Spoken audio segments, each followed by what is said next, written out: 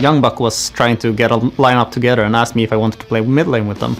And I said yes, and the team felt really strong, and we have been winning close to everything since. Yeah, funny story of the fact he joined Copenhagen Wolves again. Actually, that was when we heard about it as a team. We're like, hey, he's back in Copenhagen Wolves. It was pretty cool.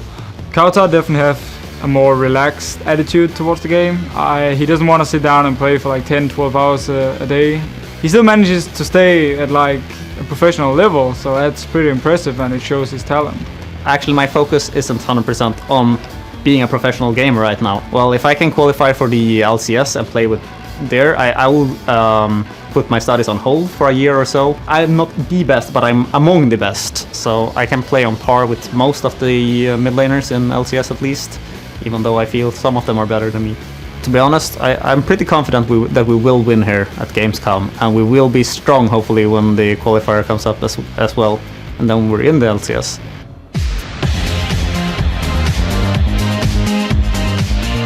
Welcome back to the European LCS Challenger Series live from Gamescom in Cologne, Germany. We are just moments away from our first European Challenger matches. Kobe and I will be bringing you the Copenhagen Wolves and TCM gaming match, while on the other stream, Joe and Jason will be calling the KMT versus AT gaming showdown on our second stream. I do want to comment on what Kautard was saying in that previous little video. Not going to let it slide. No, I can't, because it was great to hear him talk that I'm not the best, but I'm among the best. And it's nice to hear a cool head about your own abilities. I'm kind of a fan of the just outspoken kids that are just like, yes, I'm the best, everyone else sucks. Double lift? To each his own. So before we get into the game, let's break down exactly how the Challenger tournament works. Today, we're going to be bringing you the semi-final round of the tournament, which consists of 2 best-of-3s. The team that wins 2 games will earn a spot in Thursday's grand finals. And the winner of Thursday's finals will move on to the Season 4 Spring Promotion Tournament with a chance to snare a spot in the European LCS next year. All right, now it is time for the best-of-3 series between the Copenhagen Wolves taking on TCM Gaming. Coming into this matchup, it's the Copenhagen Wolves who are considered by many to be the best challenger team in Europe. And that's because they took first place up at DreamHack, where they beat one of the 5 remaining international wildcard teams, Dark Passage, in the finals. And then they took first place at Gfinity in London, while TCM Gaming failed to even make it out of the group stage. There is something that we do need to highlight though, because 1 week later, these 2 teams met in the finals at Tenerife. And the result was very different. Yes, in that one, TCM Gaming beat the Wolves. It was a close match though, 2-1 in that series of 3. And because they won, TSM has already won their spot in the LCS's Spring 4 Season Promotion Tournament.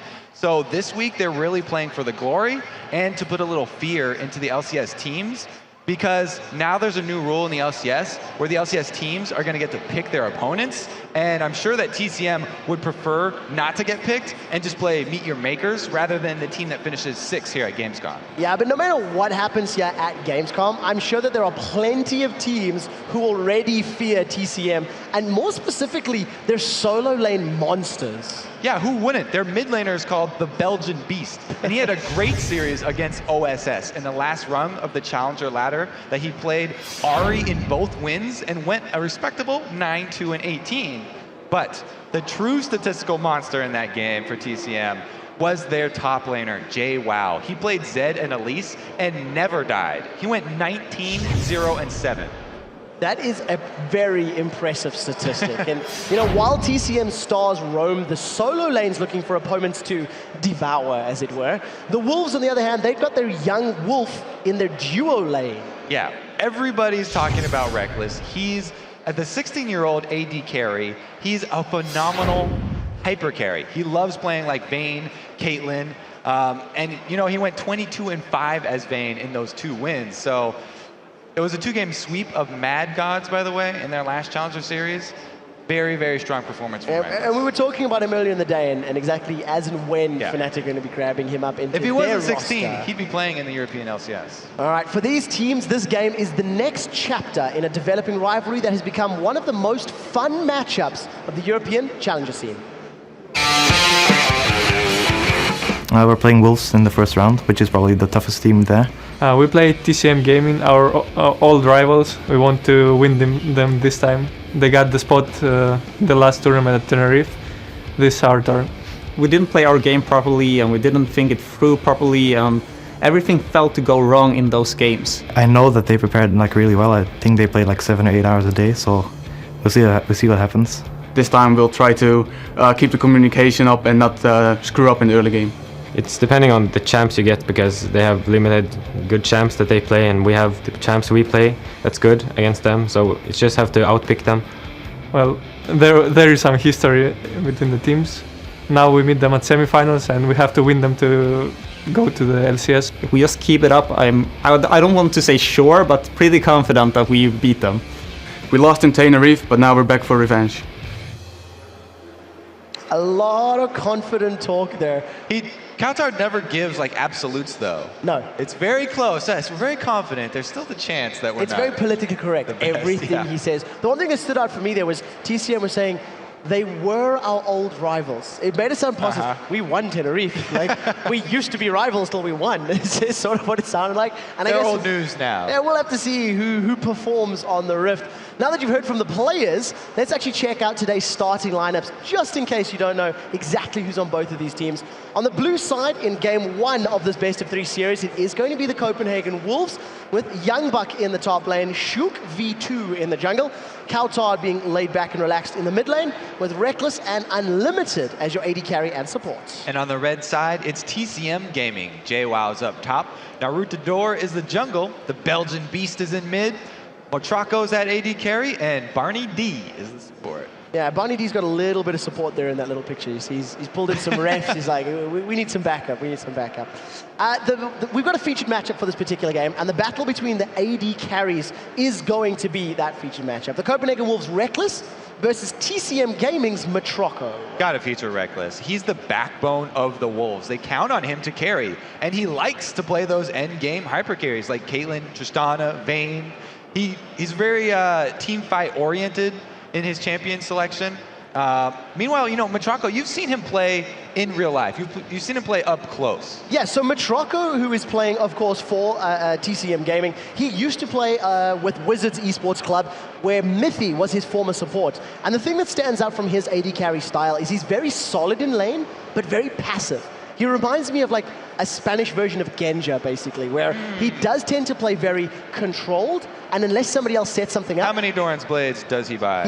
Last time I seen only 2. We're talking play He's got style. one more step to get to Genja level. Play style, not item purchasing plans. But yeah, he's a solid AD. His mechanics are very, very good. And alongside Narutador, who's also another Spanish member of the team, they've competed against one another in the past many, many times.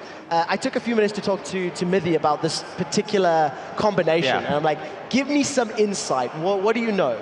And he basically said that as a pair, Narutador really likes to try to camp and control those bottom lanes, because for TCM, a lot of their team fight power has to come from A, killing Reckless, and B, getting Motraco to a farmed, yeah, you get kind of 2 for 1 with that. You shut down Reckless. Like we said, he's the core of this Wolves team, so that can really get them going. A lot of the match the set from Tenerife, a lot of it hinged actually on the Kazakhs pick there, and that was the old Kazakhs. So with that big change to the champion, you know, he's really fallen off in favorability with a lot of the other teams. So I don't know what they're going to use to fill that role of a top lane assassin. On the same token, JWoww does play a particularly mean Zed, and Zed has not necessarily fallen out of favor quite as heavily.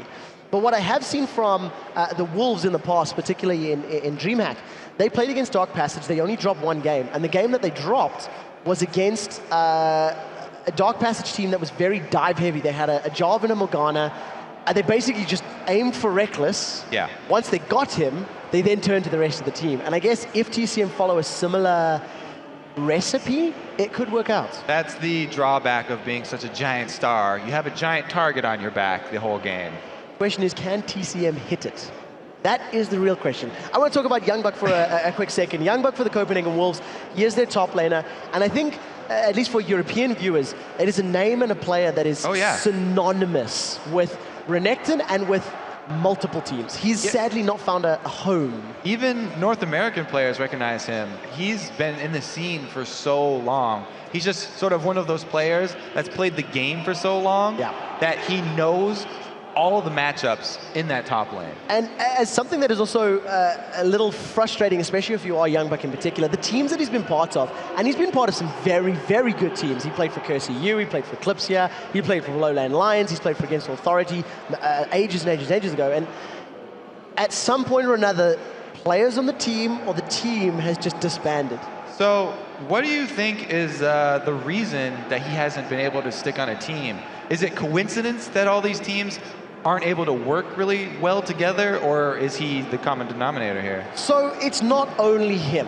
I know that there have been certain teams in certain instances where it's like, I don't want to play with Youngbuck. And then there's been other teams that just been like, well, we got a better opportunity to join another team. And he's just been on the unlucky side of the short end of the stick, as it were, many, many times. But Copenhagen Wolves, he's been playing with him for several months now. They've attended multiple LANs. You know, they did DreamHack in June. They went to Gfinity, I think it was early July. They hit up Tenerife, July. And as a team, these guys are sticking together for a long time. And I was mentioning it that Shook, Coutard and Unlimited, they've actually played together for a while. And Freeze, who's now in NRP, he used to be part of that sort of group as well, the tight-knit core, as it were. Hard for these AD carries to stick in one spot here. Reckless also wants to leave. Freeze being taken away into the LCS. Where everybody wants to end up, though. So you have to be supportive of your AD carries. Let them fly away. So the thing is, and they'll return to you. Now, if the Copenhagen Wolves win this particular event and they get first place, they get that spot. Yeah. Would you not try cut the wings of your AD carry and keep them on your team to earn the spot as a 5-man? They said they're going to do everything they could to retain Reckless on the team. So I don't know. It might just be up to him which direction he wants to go. Well, we'll definitely have to take a look because we are into Champion Select, ladies and gentlemen. This is the first Challenger event, and Kazakh's banned. They banned it anyways. They don't care if it's changed in the patch. It was such a huge part of the games in Tenerife. They don't want to leave that one up. Another thing, though, the Evelyn was huge for Copenhagen Wolves. They picked it every single time. The jungle Evelyn is something that they use to get Reckless going in his lane because she can gank that bottom lane. A lot of junglers avoid the bottom lane because of the ward coverage that support will automatically bring to that lane.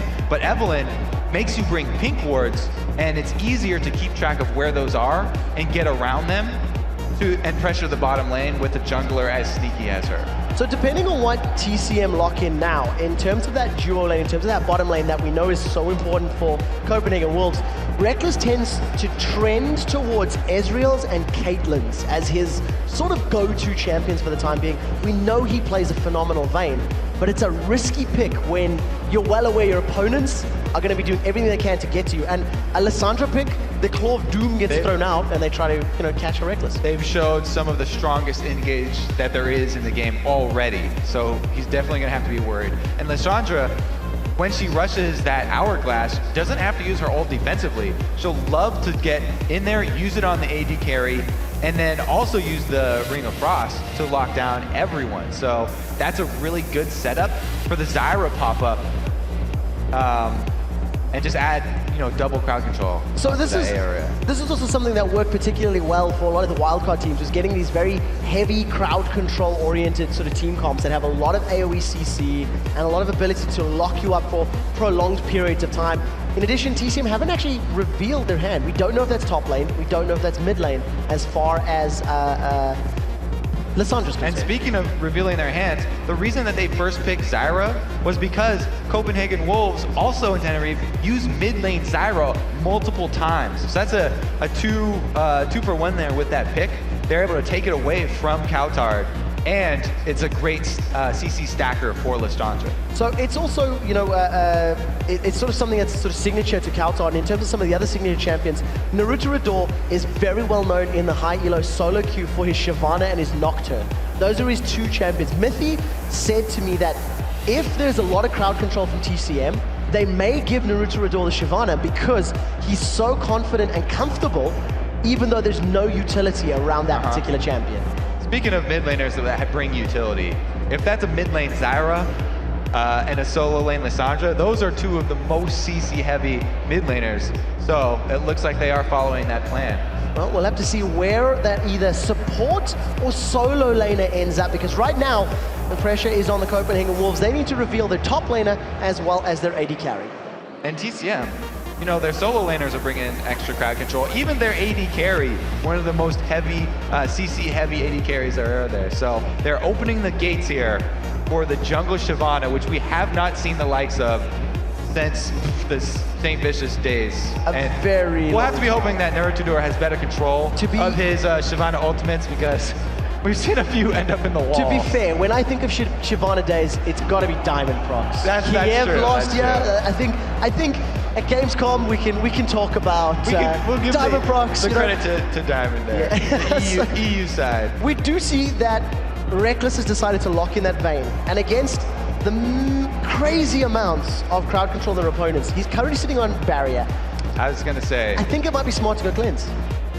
He'll either get cleanse or he'll get a Quicksilver Sash as soon as possible, because there's just so much lockdown on this TCM team right now.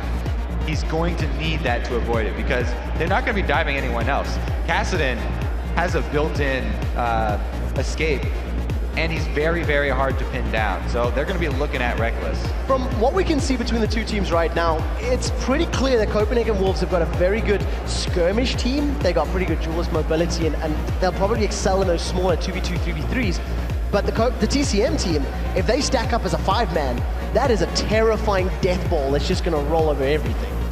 So the Dragon's going to be the beacon that TCM want to use. They're going to try and pull Copenhagen Wolves into a bad spot. However, their team, it's great for skirmishes. It's also great for flanking around the outside and poking at TCM while they're inside that Dragon pit. So we'll have to see. It's going to come down to the control that they have over their characters, and if they're able to stay out of the CC that TCM are bringing to the table. So in terms of the final pick, JWoww has decided to go with Nasus. It's a champion that we don't traditionally associate with him because he does so phenomenally well in those assassins. We've seen him play Zed, Kha'Zix, Diana, a spring to mind as the keys. Do you feel that that is an anti-Vayne pick?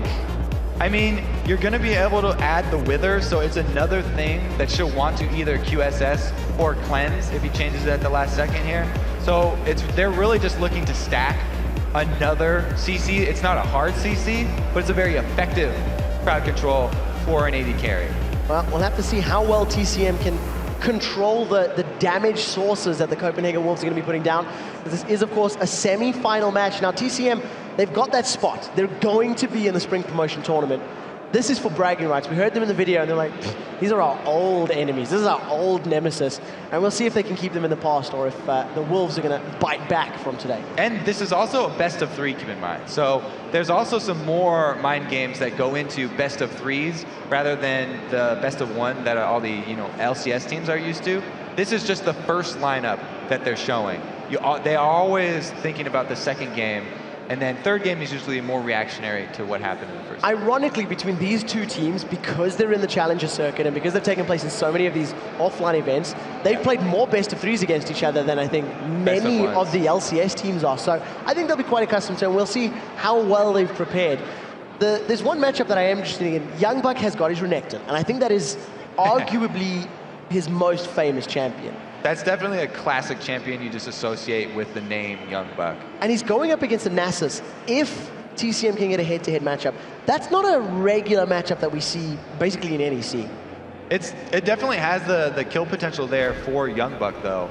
And he's confident in, like I said, all of the 1v1 top lane matchups. It's the 1v2 situations that he usually has a bit more trouble with.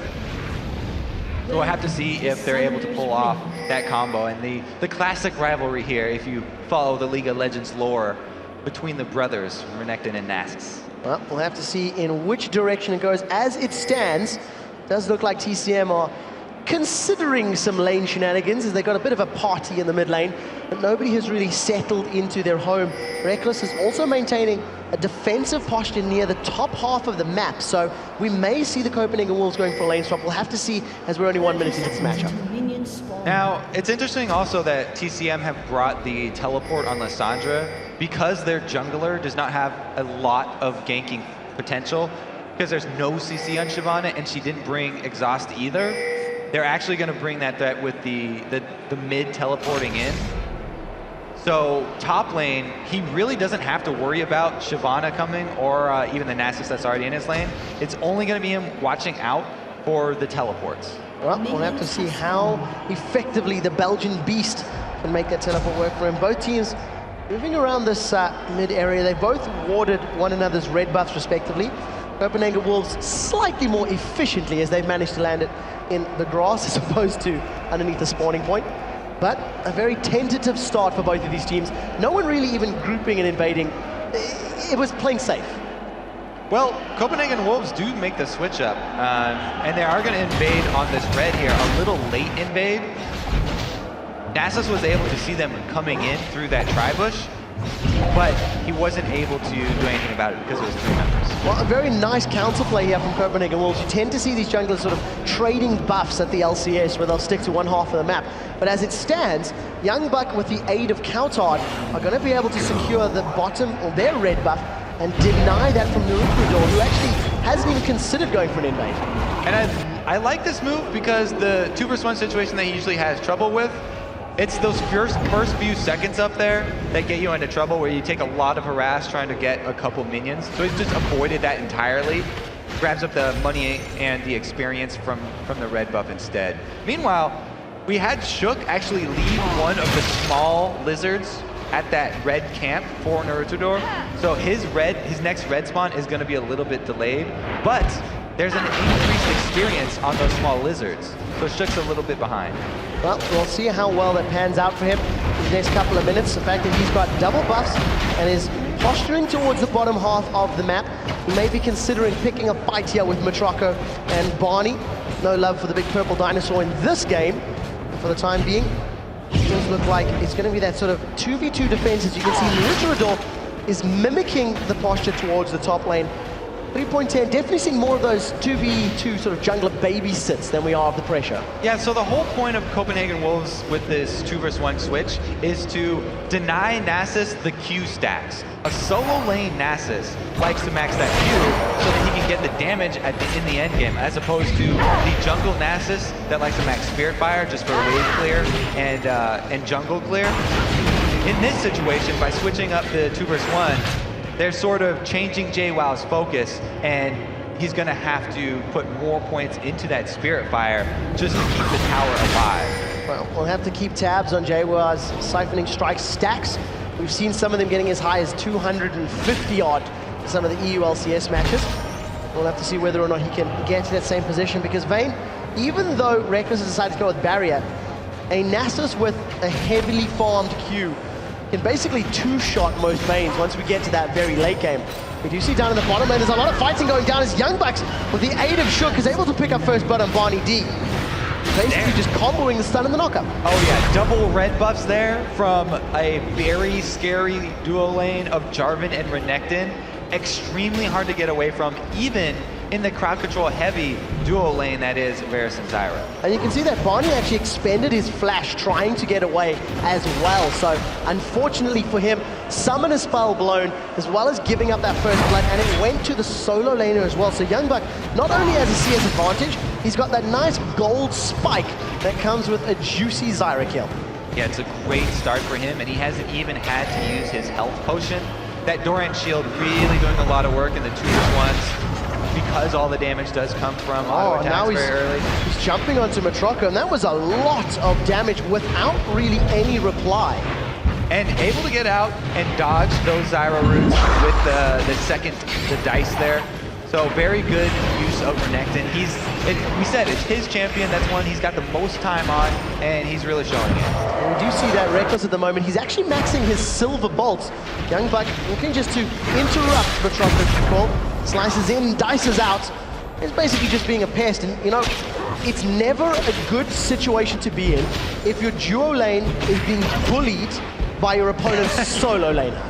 Yes, a single player bullying 2 laners doesn't add up for TCM. And Nasus is having no such success up in that top lane. Yes, he's still maxing his siphoning strike, but he's not getting the chance to use it and get those last hits up. Already down 20 CS to Renekton. Well, we've got a couple of seconds to take a look at this mid lane, and we notice that they're approaching level 6. So Kautard is going to start to get into a position where he can really annoy and pester Belgian Beast Lissandra, even with the mobility of that Glacial Path, or the Claw of Doom as we call it here. It's going to be difficult to deal with. And yeah, this is another CS lead that should not be happening. Kassadin coming out ahead in CS in the early phase before he hits level 6 has got to make TCM very, very worried for that endgame. Yeah, Belgian Beast not taking full advantage of all the range he has to offer. For the time being, outside of a little bit of jungle presence being shown by Shook V2. Naruto Rador, you know, you talked about how Shyvana doesn't offer ganking potential. Naruto Rador is just farming, but he does have double the CS of Shook. So I guess kind of win.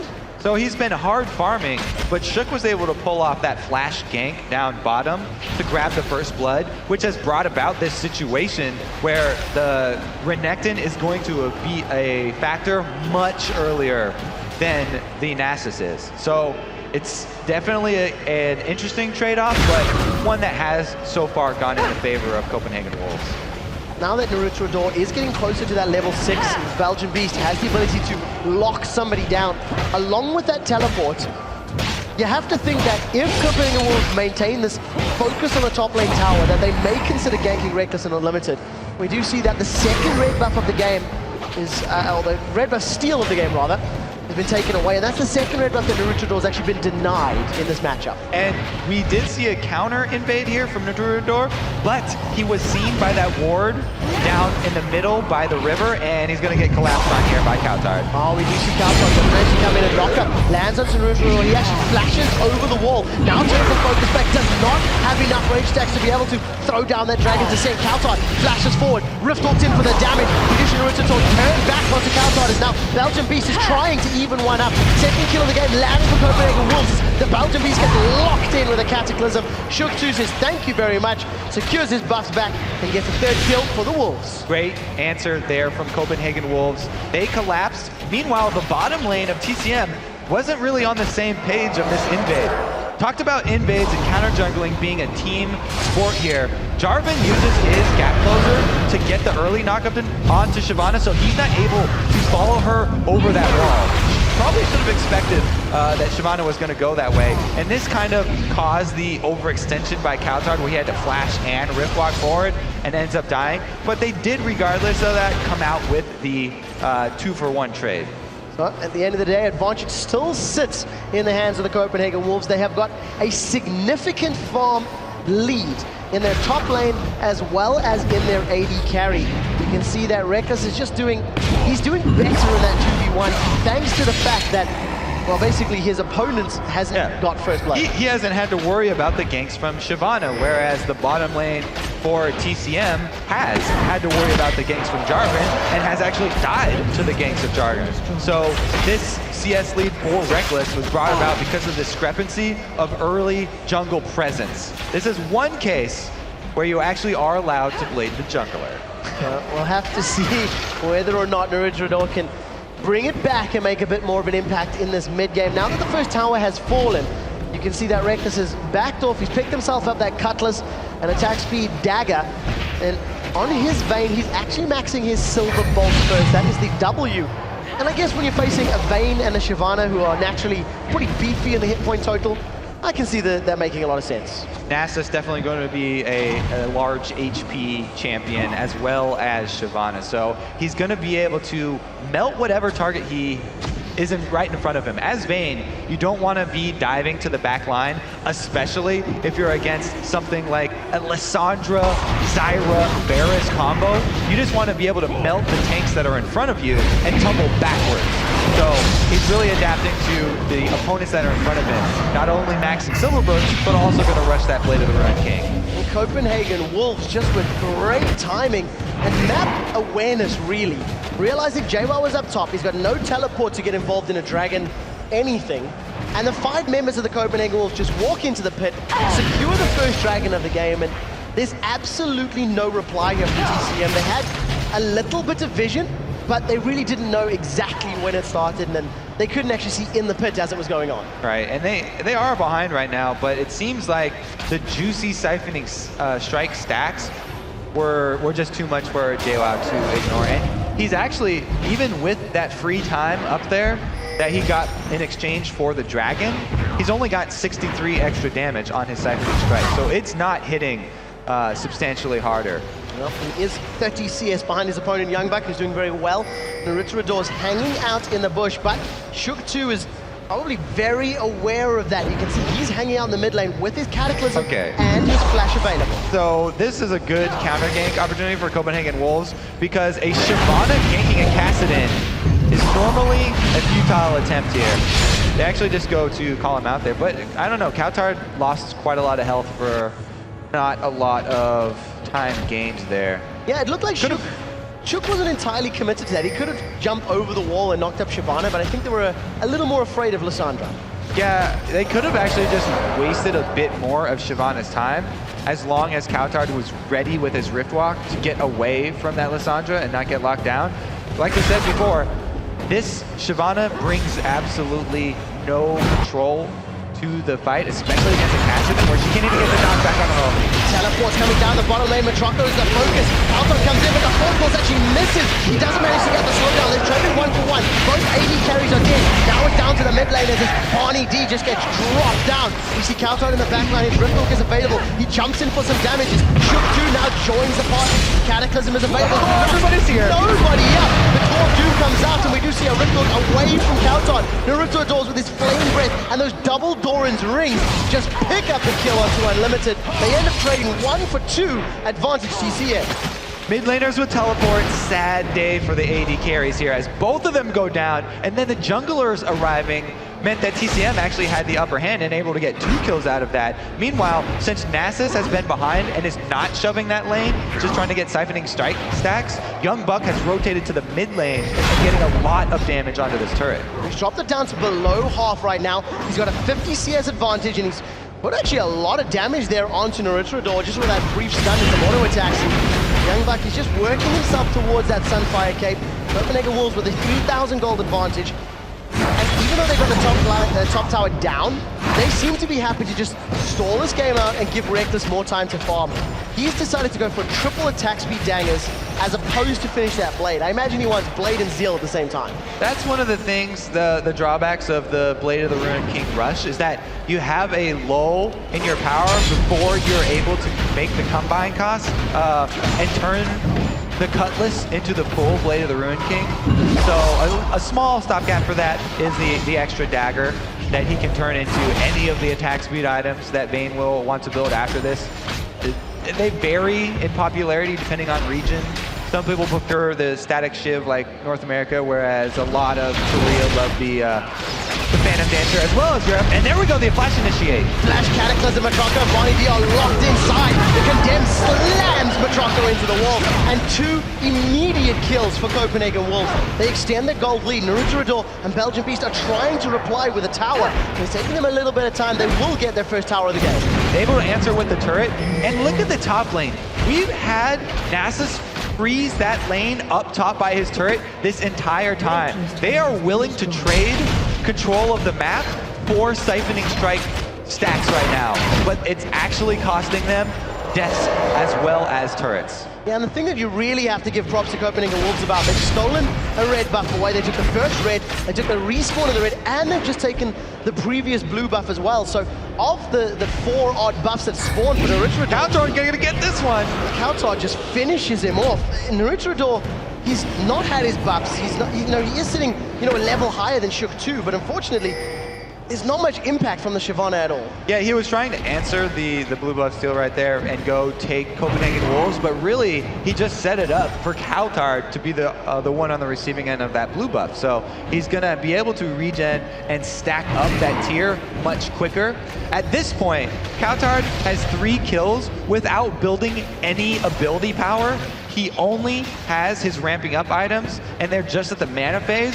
Once he gets those blasting wands to turn that into a Seraph's Embrace and a Rod of Ages, then he's gonna hit a huge power spike. Or first the Archangel Staff, and eventually into the Saracen Brave. You're trying to imply that he hasn't had a huge impact already, but he's doing so much work right now. All that work's being done without ability power. That's all I'm saying. It's a good place to be. If you are the Copenhagen Wolves, it is a very good place to be. Even Reckless has been basically uninterrupted in his farming right now, approaching 16.5 minutes. He's picked up 140 CS, Blade of the Ruin King completed. He's got that attack speed dagger, and you know, we tend to see more of the Phantom Dancers on this side of the pond, but we'll see if Reckless is still sticking to the traditional build. And the Wolves, with the Dragon respawning, they've got a 5-man stack, they've got vision control, and they're going to be saying, well, you know, if you want to fight TCM, bring it. We're happy to. TCM look like they do want to fight. They've actually called down the Nasus from that top lane. Naruto manages to avoid the death sentence, doesn't catch him and hold him in place, and a couple of little roots thrown out from Barney D hold Copenhagen Wolves in place. And you can see, thanks to that bit of focus and damage, it allows Copenhagen Wolves to secure the second dragon of the game with relatively no cost. It cost him a little bit of HP. That was a huge win for Copenhagen Wolves right there. They were able to pull the Nasus away from his Siphoning Strike farming, and TCM didn't even make a move after that because they didn't have the proper vision of Dragon area, and they don't want to rush into that from the small lane that comes through the jungle here. They're already behind and they can't fight out in the open. They need to use the turret to their advantage. TCM are trying to buy time for Nasus to get to a power position, and I'm afraid they're waiting too long. They haven't made plays on objectives, and they're just falling further and further behind. Even if they do get the Siphoning Strike stacks up, it's going to be hard for him to land those onto Vayne. She's extremely mobile, and Reckless will not make those positional mistakes to be in range of that Nasus. He does have Ghost and Flash, so he's got the utility summoner spells, and he'll be looking to get around easily, but there is some good peeling here on Copenhagen Wolves, and if they play it right, that Nasus should not be able to touch Vayne. And now we even see Matroko down in this bottom lane. He's freezing the bottom lane up. TCM realize they've lost 2 of their 3 outer towers. Their top and bottom lane is falling further and further behind their opposite numbers. And you can just see the game plan from TCM right now. It's patience, and it's let's try get to the late game, and then we'll try to contest, and then we'll try to win. They've already bled so much map control that it would be detrimental to switch their playstyle now. They've already decided that, yes, we're going to give up objectives in order to have solos farm. First it was Nasus, and now it is the Varus. Just slowly pushing these lanes to only last hitting, not trying to get any money pushed back in the favor of Copenhagen Wolves. So I do want to highlight the fact that Naruto is still farming particularly well. 123 creeps secured. It's about 50 more than his opponent, 40 more than his opponent.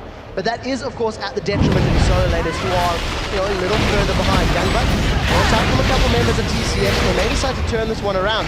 Lantern is going to pull Reckless in. Decides not to take a ride on the Dark Passage. And TCM get away unscathed. And it's a good thing that they backed off there because we didn't have a collapse from Varus. He stayed and continued to just try and last hit over in that bottom lane.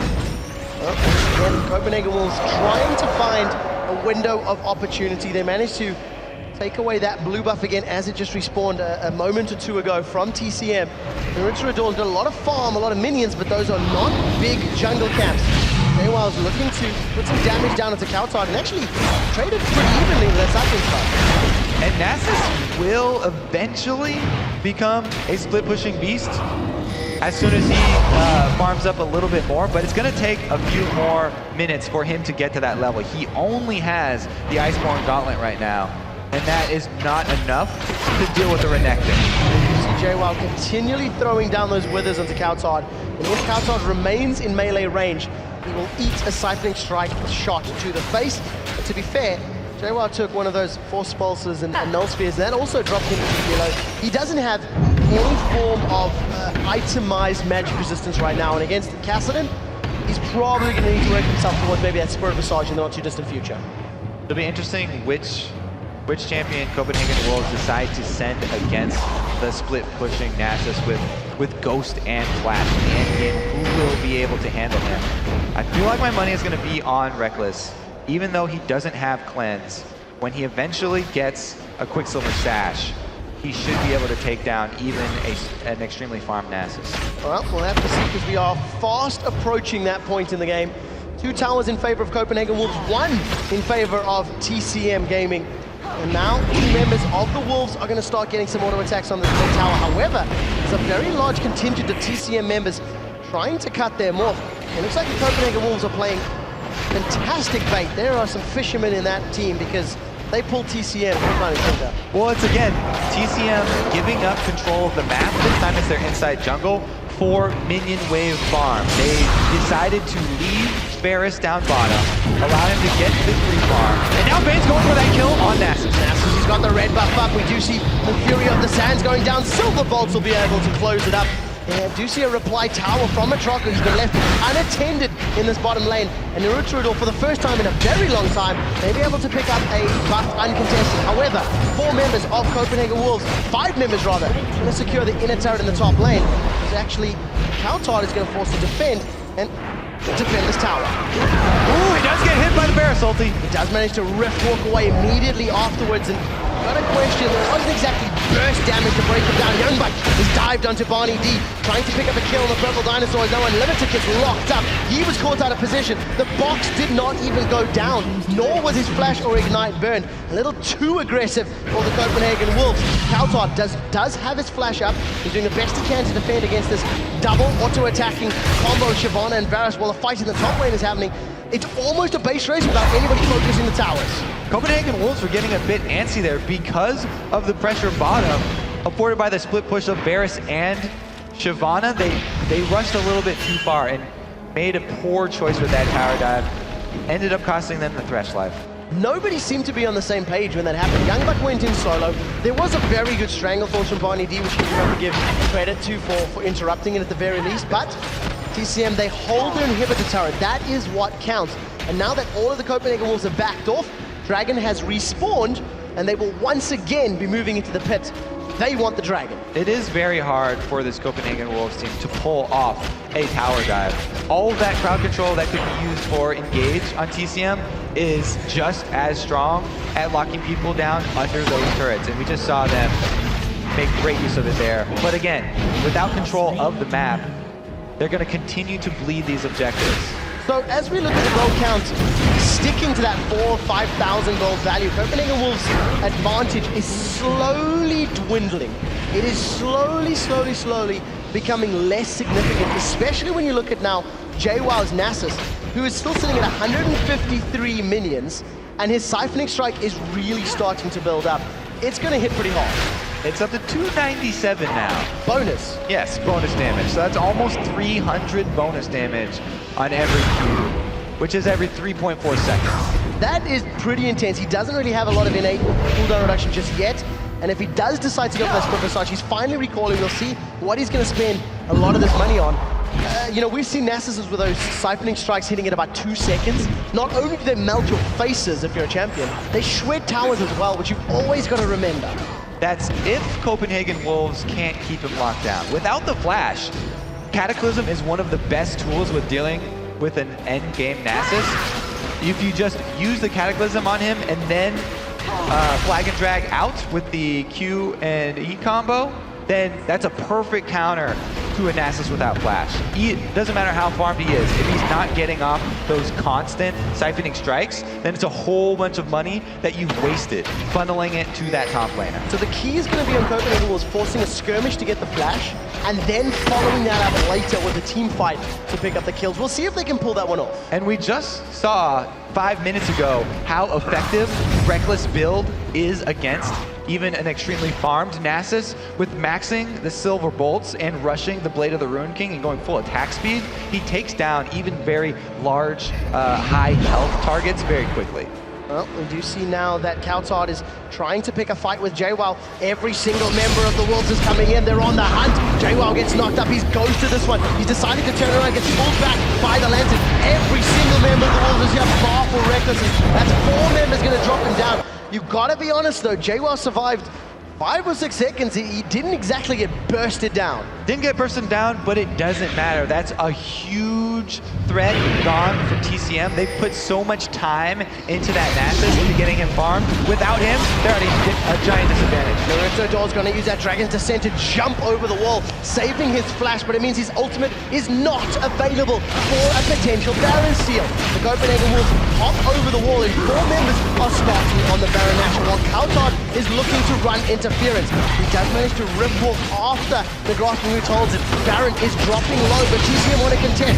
Knockout comes down. Belgium Beast forced to ulti himself. Frozen 2 secures his life for a couple of seconds longer. The hourglass is not completed yet. Lord Doom gets him out cleanly, and TCM have yet to give up a kill. That was a great disengage from TCM right there.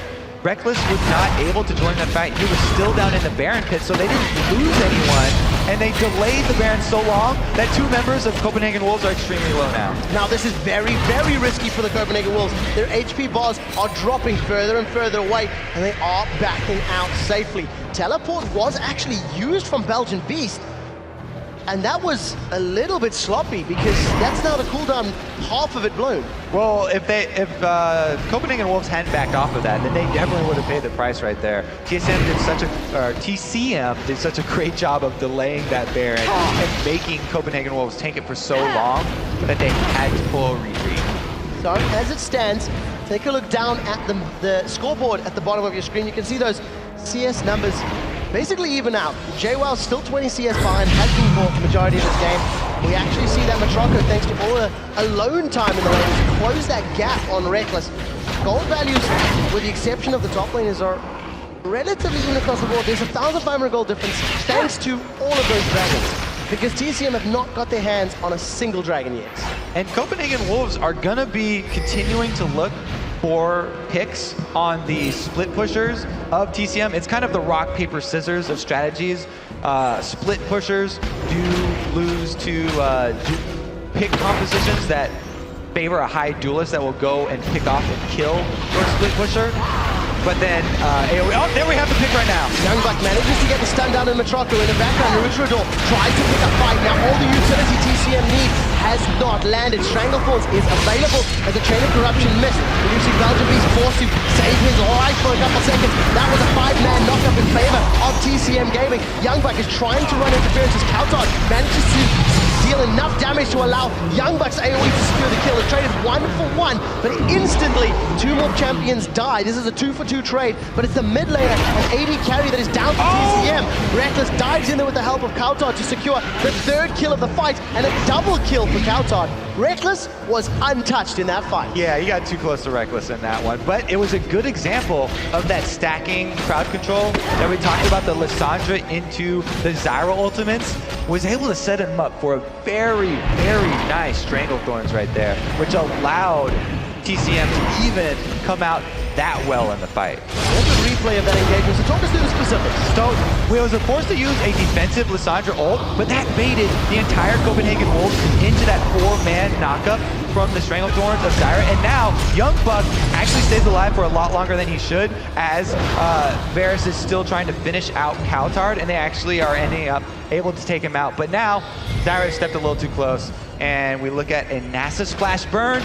That means he's susceptible to the old cage of Jarvan there, and he can get locked down inside a Cataclysm. Ding, ding, ding. The window of opportunity is now available for Copenhagen Wolves to try and force maybe even tower dives. You know, we've seen on the inhibitor turret, we've seen they're not afraid to go, you know, as deep as possible, and without JWoww being able to get to the back line and get to Reckless, that's got to be an inviting fight if you're a Wolf.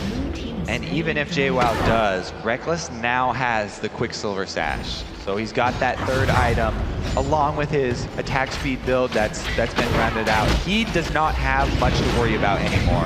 As long as he's able to avoid the knockup from the Zyra ulti, he'll be okay.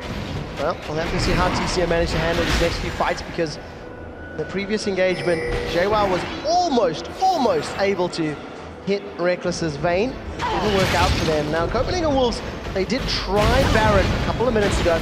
They were thwarted, they were forced away from it, and you can see that they're setting up a lot of vision in the jungle of TCM. And you know, I'm sure somebody's keeping tabs. I think TCM have only gotten 2 of all of their blue and red buffs this entire game, because Copenhagen Wolves have stolen away and secured every single one that spawned after those first couple. They did trade a few red buffs also, so they've gotten some of the opponent red buffs, but they definitely have come out on the losing end of the buff count overall here. Meanwhile, I mean, oh, here we go. Reckless does get another catch. The Condemned manages to lock up Narutrador for a couple of seconds. He's forced to use that Dragon's Descent defensively, jumping away from the fight. Even in a best case scenario, TCM were in a 4-man engagement, but they did manage to get out 2 ultimates there. So Copenhagen Wolves, very happy. No flash, no chain of corruption, no Dragon's Descent for a little while. They did have a split pushing Nasus for that amount of time, but Nasus now has no ghost and no flash, so he was not able to take the turret, had to back off and play a bit more defensively without his summoner spells. Well, we do see the rest of TCM grouping up towards their own red buff. The Death Bush has been created. The Copenhagen Wolves waiting, but there was a little bit of vision there. Barney D just seen them. The siege plants have come up. We do see in the top lane that the Retrodor's been caught. Belgium Beast dives forward, forced to ulti himself, get the AoE slowdown. Now JWoww trying to get in range. Siphoning Strike is hitting so many people, but Kalton able to rift walk to safety. Now JWoww does manage to get down onto Reckless. Barrier keeps Reckless alive. He almost 2-shots him. Barney D trying to defend his life, manages to get 1 as Youngbuck will close out a kill on Matraco. After that barrier goes down, Kalton just surviving, triple kill. But Reckless saving his life with that barrier. He got a little too close to the dog and he got bit right there, but he was able to survive. Now he knows how much damage he can take from a siphoning strike at least. There's the replay of the match. All right, the key thing. So the Death Push does work out. They're able to take out one of the tanks immediately. It was a very good job by Lissandra to stay alive as long as she stayed with her invulnerabilities, but Reckless's damage on Nasus, able to take him out before he goes down to the siphoning strikes. And without the second tank, there's nothing left in the TCM midline, and their backline just crumbles. So with that very convincing ace, Copenhagen Wolves secure the inhibitor turret as well as the inhibitor at 33 minutes. Now Narutrador trying to pick a fight. He's managed to get the shutdown kill onto Reckless. That's a massive chunk of change in his back pocket. Narutrador pulled off to the side thanks to Unlimited's death sentence. Now Narutrador's split. He wants Thresh. The rest of TCM still thinking about Youngbuck, but this is going to be a difficult ask, especially with Kaltard now back in the mix. Yeah, no crowd control on that Shyvana. She can't continue the chase. Gonna have to give this one up and be happy with that 1 kill on Reckless. So now we see TCM. They're thinking about starting off this Baron 25 seconds before Reckless is up and alive. A number of ultimates are available for the Copenhagen Wolves. Lissandra's very low, but she still has both of her vulnerabilities available. We'll have to see how it works out. Oh, Has managed to get hooked. The Claw of Doom goes out. Chain of Corruption whiffs. Catches absolutely nobody. Belgium Beast able to pick up the first kill onto Unlimited. Youngbuck forced to get away. Dominus is up. Slice and dices away. Kaltard rift walks away from the damage and piercing arrow. Not going to actually land, but they have delayed the Baron. Reckless is now alive, and he's begun his trek from the fountain to the Baron pit. There are super minions in the mid lane pushing up. There are a massive wave of minions in the top lane. They're about to take down this tower if they can get rid of the minions, and it does look like the blue side may be able to secure it. However, Belgium Beast will save the tower on 10 HP. So they saved the tower, but no Baron. It was a bit of an overextension there by Unlimited. He saw how low Lissandra is, but a great job by Belgium Beast, recognizing that he can ultimate himself and still have the damage necessary to finish off that Thresh by himself. The invulnerability on yourself doesn't mean you aren't getting to use the damage, it just means you don't get the lockup. So in terms of the super minions now pouring through this mid lane, TCM have been very content to freeze lanes and to farm lanes up throughout the match, and I think they're not going to be too unhappy with a single inhibitor down. However, they cannot afford to lose a fight, the top tower, and the top inhibitor, because that top tower is incredibly low. They definitely don't want to let a second inhibitor turret go down. It's very easy to push a side lane in with super minions to take out Nexus turrets, whereas it's fairly easy to defend against one. You're right, TCM's been on the defensive this entire game, and with the super minions constantly pushing that mid lane, they can actually continue to farm inside their base, and nothing has changed here. They've been giving up map control all game long, So they'll just continue to do that and bank on those siphoning strikes continuing to stack up, which, by the way, have reached 468 extra damage. Well, we'll have to see if we can make it stick. He does have his flash available. Baron is going to be secured as that just gets shredded by the Copenhagen Wolves. If any crowd control lands, somebody may be in trouble as Kautar is the first to initiate. Now, there's no long-range arrow or long-range CC from Copenhagen Wolves. Barfor throwing themselves out. That's Kautar with a flash forward. He picks up Ronnie D on the retreat. Just with his damage alone, that is a very scary Kautar. With a 5v4 situation and no Strangleforce, this should be a quick and easy tower. Yeah, one shot, that's pretty easy. Reckless is able to take that one down. And this is going to be 2 inhibitors and a baroned up Copenhagen Wolves looking to end it. We'll have to see if they go for the Nexus turret, potentially play it by the numbers. There's a very big minion wave on the bottom half of the map. That is now pushing down onto the bottom lane inner turret. And it looks like Copenhagen Wolves want to play this one by the numbers. Every tower, every inhibitor, and then the Nexus. Not taking any chances here, especially with that extremely farmed up Nasus. But that was really a side effect of the max health damage vein that he's built. They can easily take down Baron in a matter of seconds. Oh, Naruto has gone forward. The chain of corruption was out. It's locked up multiple members of Copenhagen Wolves, but Naruto is the first victim to fall. Cataclysm is going to hold Belgian Beast in place while Strangleforce will disrupt the Copenhagen Wolves, but that's all it does. It doesn't allow them to do anything more. Barney D just gets melted by Kautar as he gets all of that damage down.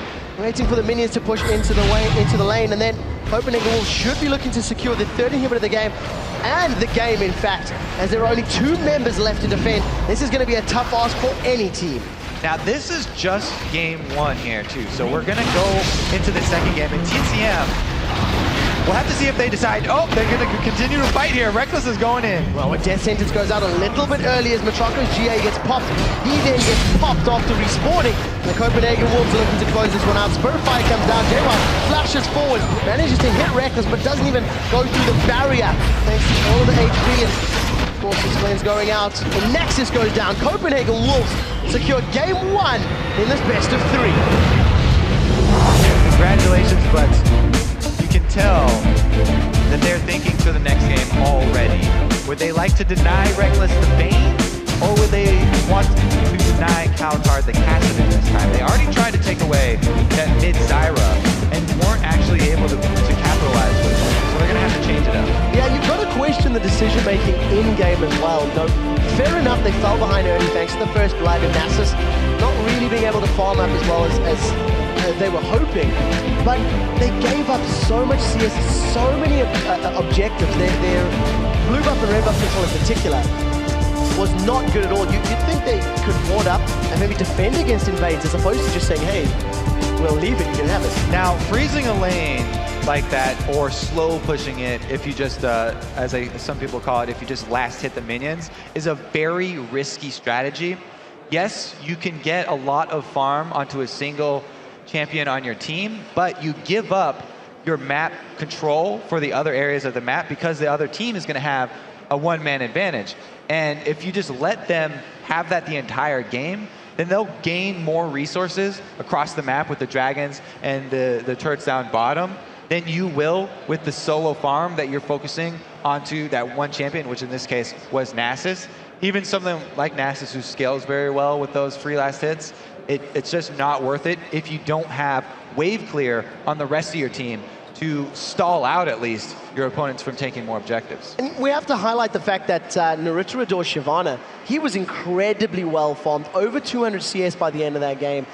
It was a Shyvana, and to be very fair, did not have the impact in team fights that they were hoping for. You know, we've seen a couple times where the crowd control did stack and did land effectively, but it just wasn't enough time for Nasus and Shyvana to deal the damage that I think the TCM roster had hoped that it would deal. Yeah, it's a very interesting combination that they decided to go with, stacking Nasus and Shyvana on the same team when Reckless is already going to go Vayne against that Nasus and go a max health damage build.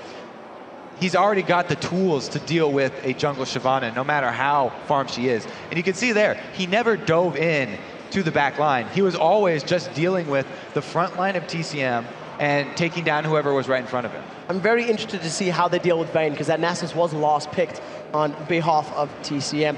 All right, guys, we do have to take a very short break, but when we return, the Copenhagen Wolves will try to make it 2 in a row and win a trip to Thursday's finals. Don't go anywhere. The European LCS Challenger Series. We'll be right back.